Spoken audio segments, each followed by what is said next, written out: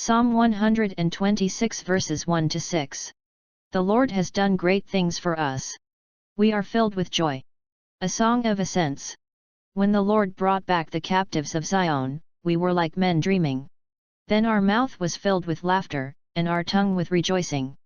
Then they said among the nations, the Lord has done great things for them. The Lord has done great things for us, we are glad indeed.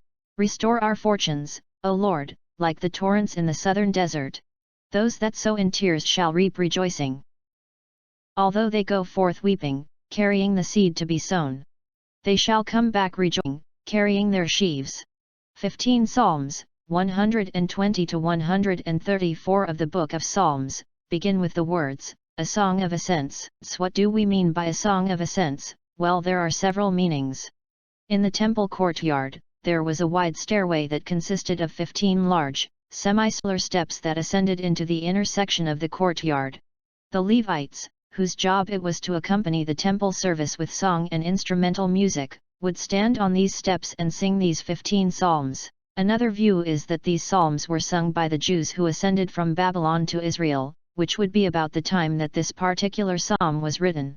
Another explanation is that these psalms were sung by Jews as they ascended the mountain top on which Jerusalem and the temple were located. Verse 1, when the Lord restored the captives of Zion.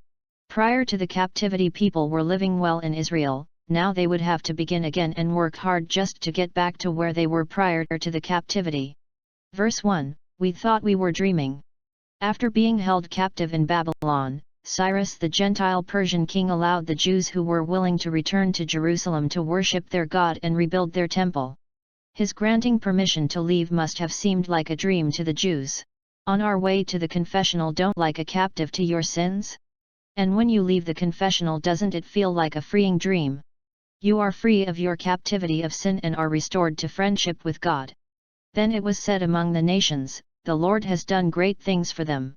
Receiving their freedom so suddenly and at the hands of a Gentile king, all nations must have agreed that the God of Israel had great power. Those who sow in tears will reap with cries of joy. This means that the people who are suffering, in pain, and crying due to life's circumstances will find joy when God enters their lives to alleviate their suffering.